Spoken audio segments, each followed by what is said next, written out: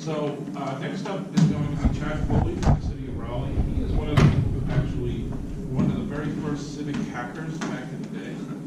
Introduced me to civic hacking as well, and he's always amazed me that he's always one step ahead on the technology curve, always looking for the next best thing.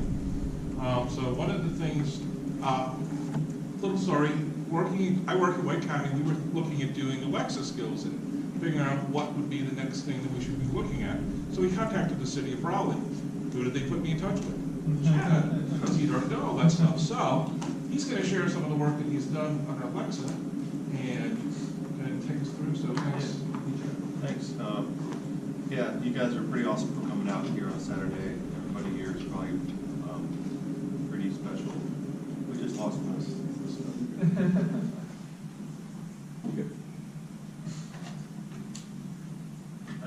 The cable's sensitive. So I work at the City of Raleigh in the IT department. I got a ton of stuff I can talk about, so we can direct this however we want. I'll be available this afternoon if anybody wants to attempt to start to build an Alexa skill.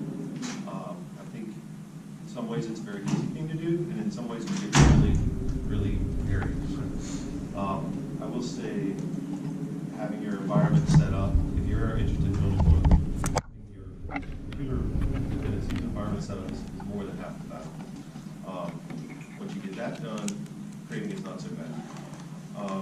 But I also kind of want to talk about a couple of things too that's interesting. So Alexa was real exciting a few years ago, but now I'm real excited about AI and Google's TensorFlow engine, and I feel like AI is going to be the most disruptive technology for a long time. That being said, I will just kind of go through the history of our Alexa journey, it's called Going Rogue with Alexa. So a little background, some challenges to get there, some concepts of how to build Alexa skills, we'll demo some stuff, and then what's next. So I will say this, that there wouldn't be an Alexa skill in the city of Raleigh or Cary without this civic tech community, as you guys. That was the driver, I think, initially. So I just wanted to, point out the importance of, even though maybe we didn't build it ourselves as a civic tech group, it was civic tech that made it happen. So again, with almost everything, technology is the easy part. The hard part is getting the city to actually release the app, or getting the hands to the citizens. Like I'd love to put out a camera at an intersection and video something and use AI to detect. Yeah. Speak up just a little bit louder. Yeah. So tech is the easy part. We had an innovation team at the City of Raleigh, several attempts, but it always kind of fizzled out. I will say that building things like Alexa skills and some other things I'll show you is not my regular job. My regular job is getting the water bills out, making sure the sewer lines are repaired and that we're tracking the cost of that repair. So the time is probably my biggest challenge to work on these other innovative things. We're just trying to keep the lights on at the city and county. I think that's a common story. In this example, so the innovation team fizzled out, but we attempted to create a skill. And in this example, it was just me and a coworker working on this, pretty much in our spare time. And we went ahead and just released it and published it to Amazon without having permission. That's why we kind of went rogue. And then another driver was Cary, because we're kind of competitive with Cary, and they were talking about doing one. And Jason probably has a whole story about that effort with the Code for America Brigade and the Cary Alexa effort. Another challenges go on forever. We had a major branding dilemma, because you see that little leaf icon of the oak tree. That was the new city logo. We used to use the city seal, but just the little things like that can stop a project, because we didn't have the branding wasn't supposed to be officially released, but it was still kind of leaking out there. So I said, screw it, I'm going to use the new branding and publish it. and people got on board. publishing, once you build your skill, publishing with Amazon is a tricky process because they have strict QA processes. Like what if you say, hey Alexa, ask City of Raleigh, what color is the sky? It's going to error out. It's not going to tell your trash day your city council member. So they have all these checks on the skill that it'll kick back and say, you know what, you need to handle these errors. You need to make sure there's no bad words. You know, there's all kinds of. So there was probably 8 to 10 iterations of attempts to publish to the Amazon store before they accepted it, and all that stuff's automated. And it's actually very helpful because it QAs your code for you. It'll tell you, it'll handle things like all the synonyms. So if you say, ask City of Raleigh, what is my trash day? You could also say, ask City of Raleigh, and just say the word trash, and it'll still work. And you could say, whatever synonym is of trash is, they have intelligence built into their infrastructure to handle all kinds of phrases and synonyms and things, so you don't have to worry about that. But you can edit that if you want to. And then again, my 9-to-5 job is, Alexa skills is not the highest priority. It's kind of on the side. Also, the address of the device is, the Alexa devices are not GPS capable. You have to, when you set up your Alexa device on the first time, it'll prompt you to put in an address. You can optionally leave that blank. If you leave it blank, the skill won't work. So the first thing, I don't know if anybody's familiar with the City of Raleigh Alexa skill, but it tells your trash day, your police district, your city council person, things like that. If you don't put an address in your settings of your Alexa app, it will say, sorry, please enter an address. Everything's based on that. And I will say that everything is also based on those GIS REST services that we saw earlier. So in this example, the City of Raleigh Alexa app, everything hits our Esri ArcGIS REST services to get trash day, city council district. If you wanted to get some other piece of data that's not a GIS, that would be a whole other level of effort to code that and get that data service. Cards. Oh, to sign up to create an Alexa app, you got to put your credit card in. And I think we pay about $10 to $20 a month, and it's based on usage. So just getting that through our financials, purchasing people, and they're like, "What is this?" I'm like, "Yeah, just put it as a line item." And it's the same on the budget as our $1 million Esri contract. Very bottom, it's like $8 a month Amazon Web Services. So getting that through was a pain. And then I work on it a little bit. I get interrupted. I forget what I did, and I have to relearn it all. You don't use it, you lose it. It probably took us a week to create this. The technology, again, is not that hard, but it probably took us literally a year to deploy it, just to get through the approvals and the communication department, get the proper logo. And I think you'll see that a lot in IT in general, software development. Also Google Home, we piloted a project with that, kind of got something working, but we pursued Alexa because it seemed to be more popular. But we still like to do the Google Home thing and follow up on that. And then you got to care and feed it. When things change, those services now that it's hitting, we can't touch that. We can't change those URLs because it'll break everything. So supporting this is always an issue. And then there's always security issues that our security team drills you on. So I don't know if this is exactly relevant, but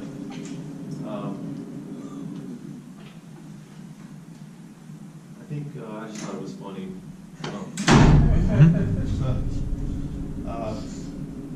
Another example of this similar type of challenges, I was talking about cameras and AI. This is, I think maybe, I'm not sure where this is, but they put up these GoPro cameras and somebody came and tore them down, and things like that are going to happen. Well, that'll be more relevant later.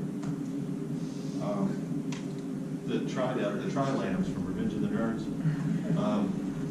If you've seen that movie, so Amazon has something called Lambda, and it's has anybody heard, or does anybody know Lambda?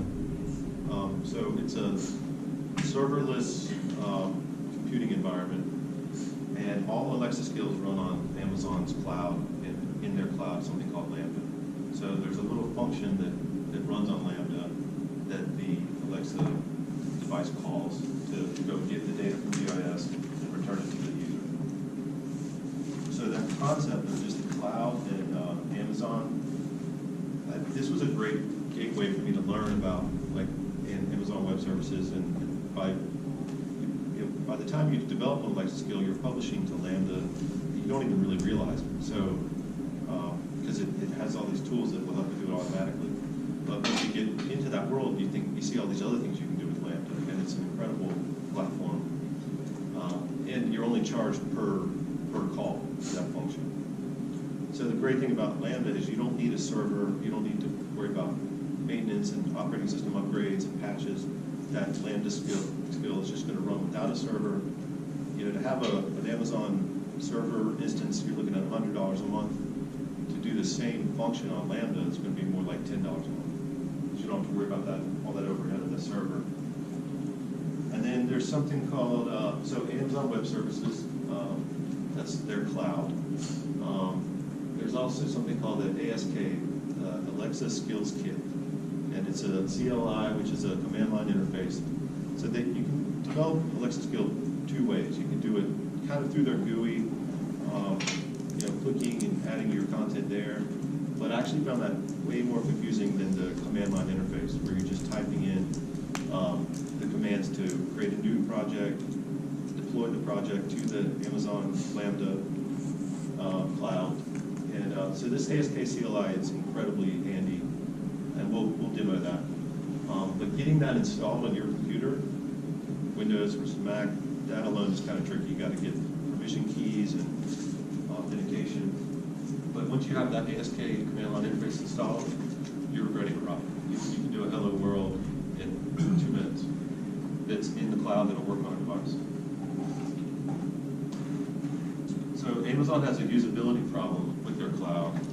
It's a nightmare to navigate. Has anybody else tried to work with Amazon's cloud? Every day there's some new buzzword, and you got light sail. What is that? If you want to do streaming or artificial intelligence, there's 3 or 4 things there, but this is the whole ecosystem you have to learn and navigate. Kinesis video streams, elastic transcoder, I don't know. It's just such a giant, intimidating world. But all we care about is the Lambda and maybe like CloudWatch to look at your logs. If you want to do like a console.log, you can view that output in the CloudWatch. But me figuring that out the first time took days because I didn't know where to look. So quick demo, just to kind of show you how simple it can be.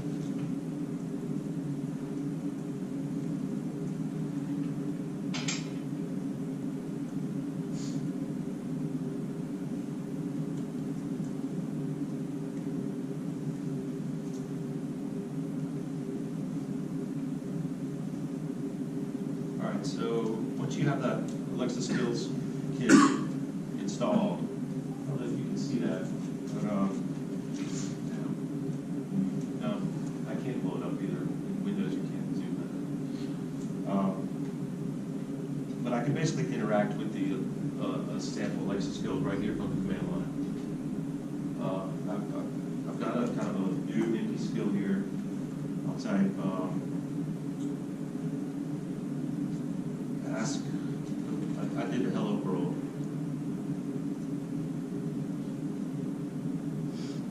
And so that was the invocation name, hello. It's saying, welcome to the Alexa Skills Kit. You can say hello. And then I'll just say hello. And it says, hello, open data day. So to get this working, I mean, this is 90% there. The rest is just a little logic to call what data you want to return to the user. So to get to this point, I just did ASK new. Let me go back. So we're going to create a new Alexa project right here. The ASK new. And it's initializing a new project. This actually might take a minute, but it's asking me, do I want to do it in Node or Python? I'm terrible at Python, so I'm going to choose Node. Node is like JavaScript. And you get a few options here. If you want to do a hello world, a color changer, a city guide, a decision tree, facts, or a feed. I'm not familiar with any of these. But if you type in the name of your skill name, I'll say open data. That's going to be the name of our project. And it'll create this hello world Alexa skill kit. From there, you can go in and edit the utterances, which is the different words that it'll accept. You can put in a call to a service to return some data or pass data to a service and get the response. And then, once you have that, you can test it on your device. It'll only work on your device, but once you have it ready, you can submit it for publishing. It takes about 24 hours. If they approve it, it'll be in the store. Yeah. Is there a way to get like a copy or a download of what the testing is going to be? You were saying that once you got to that point, it was all UA testing, probably. Yeah, when you publish it, it runs it through some testing engine that will quickly return all the recommendations that you need to. Pass this testing, Yeah, it's pretty great actually. And then their documentation is deep and technical, but you can find usually what you need to do. But there's no other than that. There's not much. You can't see what those tests are. That's what I mean. Yeah. Prepare in advance, you can't. I mean, it will give you guidelines. Make sure that these things are done, and these like when you're going through the submittal. It has a checklist, I guess. That's probably as good as it's going to get. It does have a nice checklist of things to do this before you submit for publishing. It does a lot of sanity checks too, so like if you say, I format the question that I expect the user to say, and then you have in your mapping, an intent mapping, it doesn't match that or doesn't flow correctly, it'll tell you to readjust, either add words, take words out, or make it more streamlined, or even potentially add another question or another way to invoke it. They actually, in their console, what he's talking about, they'll give you an output of that. It's kind of like a report. And, It's not just check the data test. yeah, I mean, I had a student beta for 2 or 3 weeks and had multiple people use it. Everybody seemed happy with it. When I submitted it for publishing, I had tons of suggestions I had to correct, and then went back through the data and it went through clean. But it's they're very high quality report. They really look deep into your skill.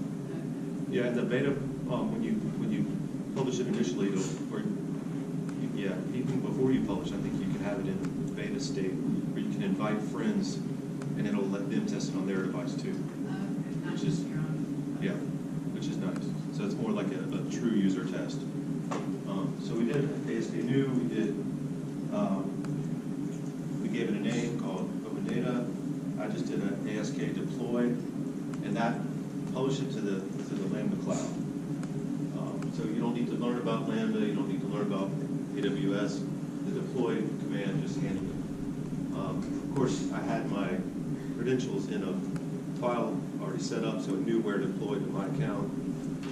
And that's kind of part of that, getting your environment set up is the biggest challenge.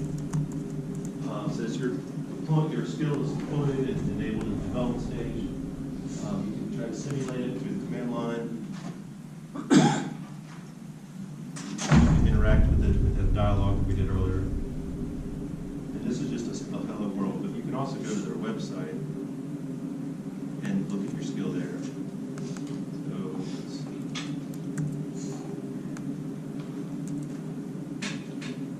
So there's 2 websites you should remember. There's, of course, AWS, Amazon Web Services, and then there's the developer.amazon.com, and that's where your skill will get posted to. So that's the one we just deployed on Open Data there.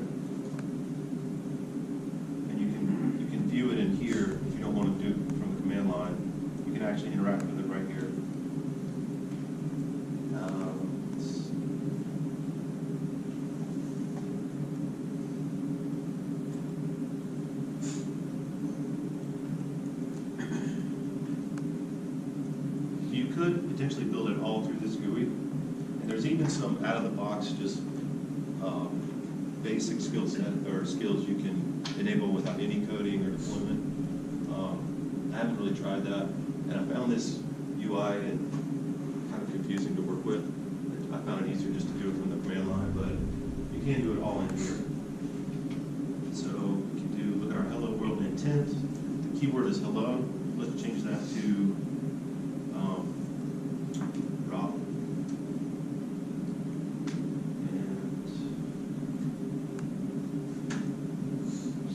I'll save it and build it.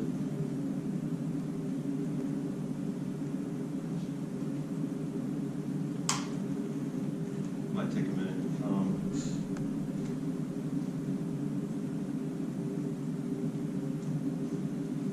While that's building, let's take a look at the code.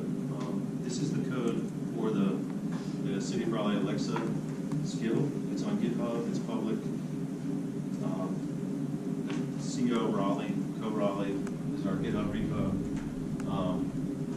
You can use this kind of as a guide, but if you look in this code, you'll see that all the interaction to get the data, get the responses, is this my recycle week or what's my trash day, is coming from that ArcGIS REST API that we looked at earlier. So in the actual node code, we can just take this URL, this maps.raleighnc.gov.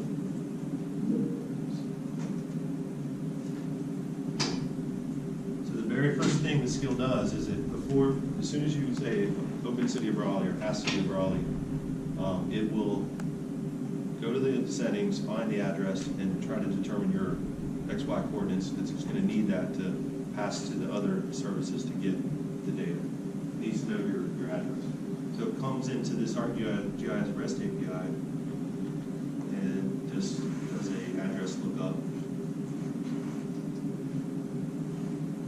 And I think it's worth noting that, like what Brandon was showing earlier, this API is one of the most advanced, friendly APIs out there. And there's tons of data that you can get to. You can get familiar with working with this. This is kind of the GUI, but you can change all this to JSON. This is basically the endpoint you'll be working with. But the very first thing it does is it basically just did what I just did through the web, but through a call, and it gives the coordinates of your address. And it stores that and uses that in subsequent calls to get the trash day or city council district. But I would encourage you, if you're interested in making a skill, it's just fairly a good vanilla guide for how it works. So once it gets the address coordinates, it then goes and passes in what you're trying to get to another URL, and it gets the trash data. Yeah. I've never barely ever played around with Alexa before. So for a skill, if I wanted to open up the City of Raleigh, I have to tell it to open it up? Yeah, all skills you have to enable in almost like installing an app.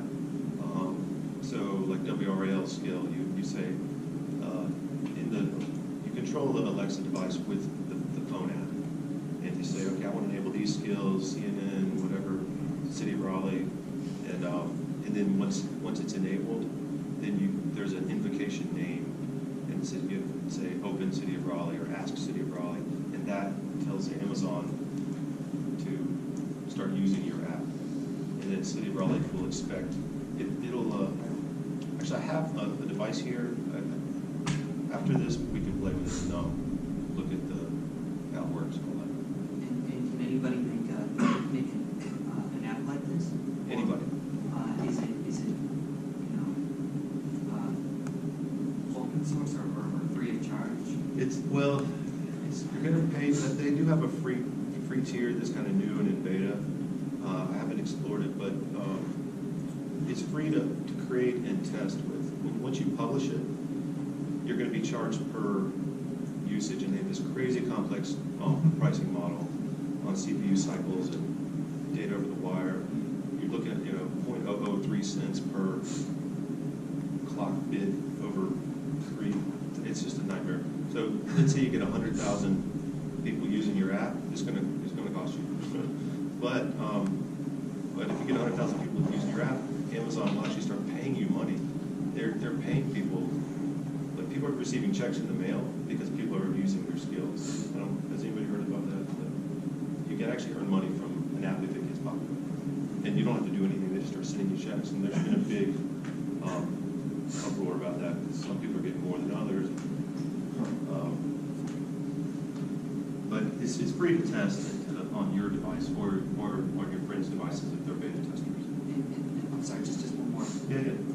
Say I have like a pizza shop in town and I want to develop an Alexa thing so people can just talk to their Alexa and tell it to order pizza for them. Given the pricing, would that be viable?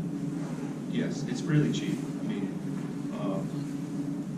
I think on average it's about $6 a month for us. I think our usage is pretty low, like maybe 30 or so people hit it per month. But we're also doing some other things on PC too, so that $6 would include that. I think it's very cheap, unless it gets real popular.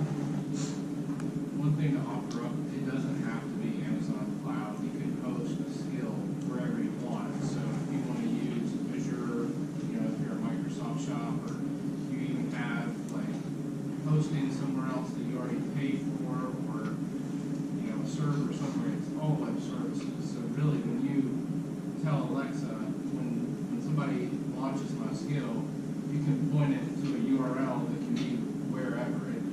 Amazon makes it easy to use their platform, but you can use pretty much anything that can receive that call.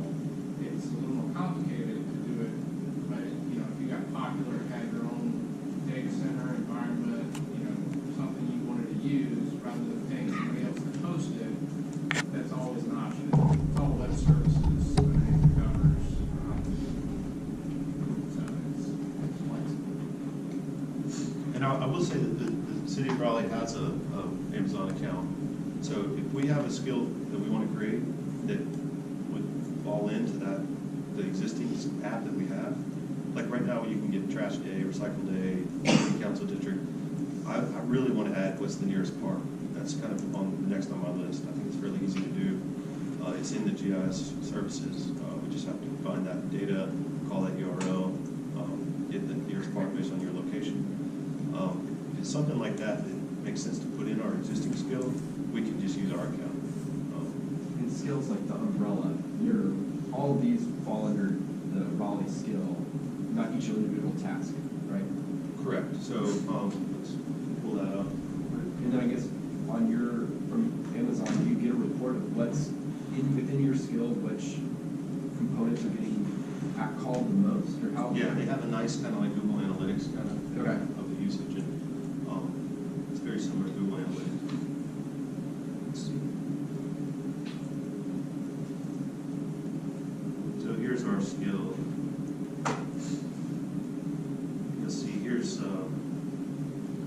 my trash pickup day, recycling pickup day, yard waste, recycle week, council person, CAC district, police district, and council district. And then you can always say help, and it will tell you those things again. Or you can say, Alexa, what can I do? And it'll say you can check your trash pickup day. And after lunch, we'll test it out. But if there's I will make a commitment today that if there's something that makes sense to go into this, I'll commit to adding and putting in production like the parks thing. But if you want to create your own, you're going to have to pay for it, even though it's pretty small. And they do have a free beta program that you can try out. But the first thing they're going to ask you is your credit card number. Just kind of, there's a laundry list. One thing we could probably do today too is just let's brainstorm what else can we add. What's the next bus time? I think we had a list going of some ideas. Jack, you said like what's on the city council agenda today? That's a good one. So the city. You guys carry the city council agenda, so they're really hard to find and read. Yeah, but I wouldn't know about that. The city council agenda is now on this system called Board Docs, which does have XML feed. So the challenge there is parsing through the noise. So, you know, there's all those minutes, and we could have it, you know, read back to you the minutes, but it's going to be a ton of stuff. So how do we filter out just the pieces we want? But I do think there's some stuff we could easily filter out. That might be a good one to add on the list.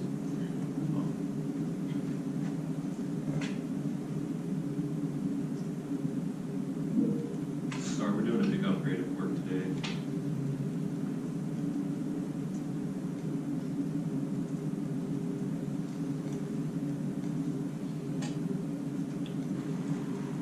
All right, we only got about 15 minutes before lunch, and I'm happy to dive into this more individually, or we can go into a breakout room after lunch and try to create it. But if installing that ASK CLI, that's going to be the first piece, or having Node installed that ASK CLI, and Amazon has a good kind of how-to on that.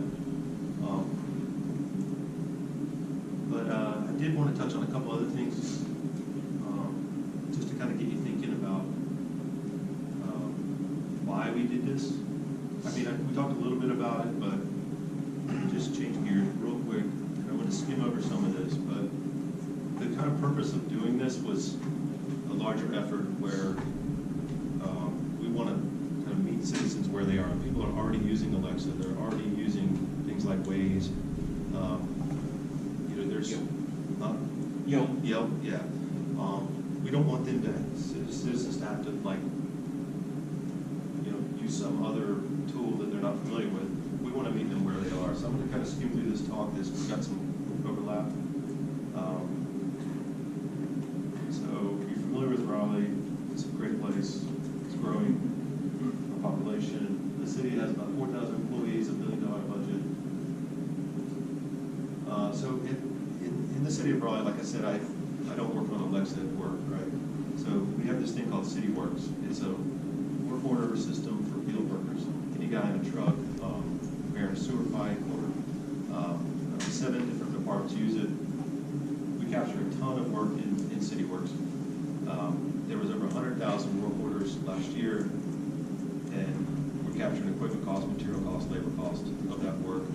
So there's this ton of work going on in the city that nobody's aware about, and I think there's a good story to tell there.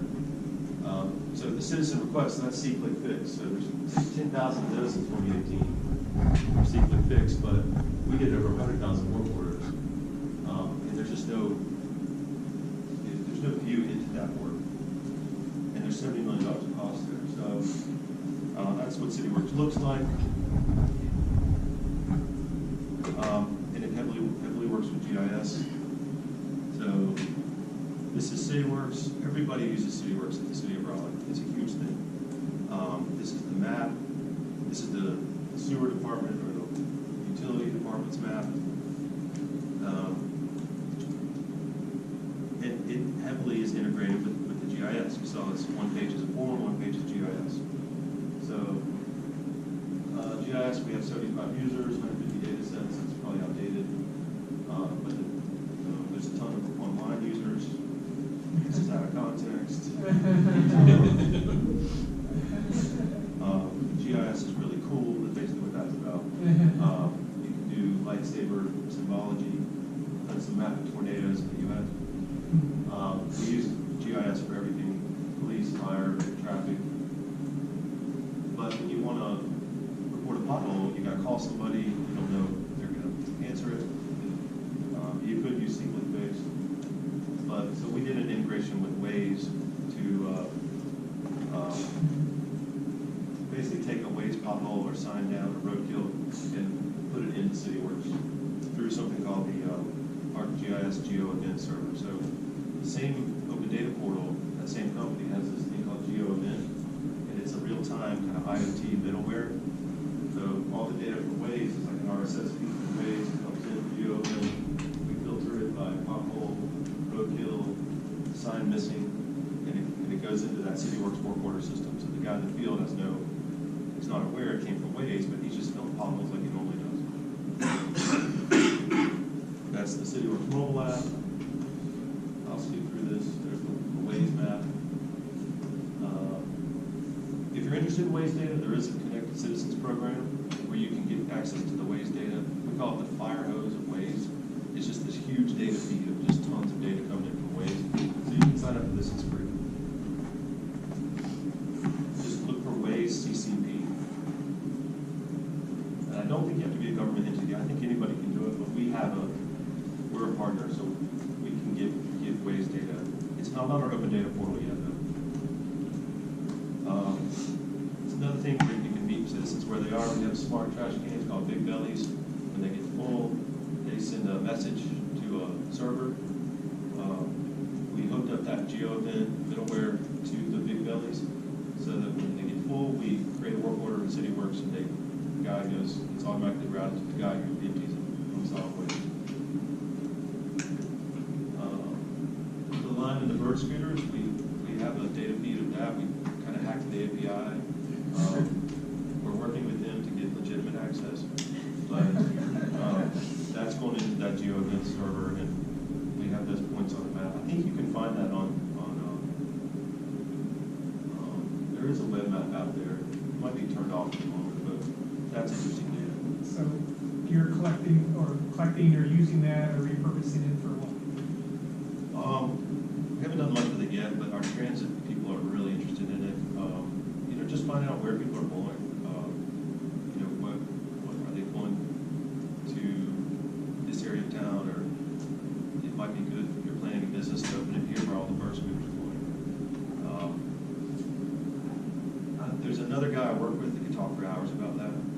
We can continue that conversation if you want. So that's, the Alexa falls into the same category with the birds, the Big Bellies, the Waze data. And this is all kind of falling under the smart cities umbrella. So that's becoming real. We got a big budget behind smart cities. We hired a smart city coordinator. We're talking to Esri, ESI, we're talking to Microsoft, and they're courting us heavily to become partners in this. So I think you're going to start to see smart cities become real now, and it could be a big thing. Another project on the same umbrella, this is Alexa, there's a Raspberry Pi with a camera on it, where we want to count cars. We spend about $100,000 a year on vendors just counting cars from traffic data. And they used to do it on VHS tape and hire interns to watch the video newspaper. And then now we're sending it to these vendors, and they're charging a ton of money. But with a Raspberry Pi and a little Google AI engine, TensorFlow, you can do it yourself. So, show one more thing. 80% person. Yeah, it says an 80% chance. This is Google's TensorFlow engine. This is just to kind of get you thinking. But here's like a little example.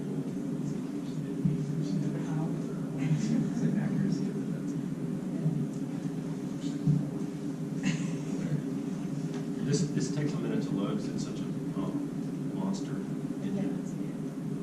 Like you'll see the video on the left, my web. Oh, got to mirror the displays.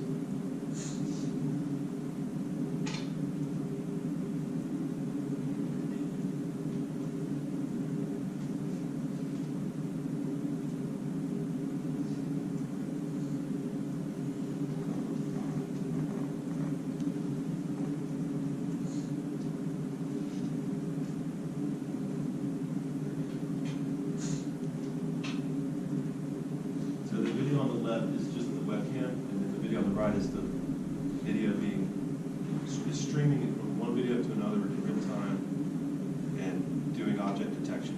So I put my phone up here. It's going against a data model. Has anybody messed with this before? It's really cool. So we thought we could count cars with this. I'll show that as well. And save the city some money. See if this launches. So Google has a AI engine called TensorFlow, and object detection is like a tiny slice of that, but it's very powerful.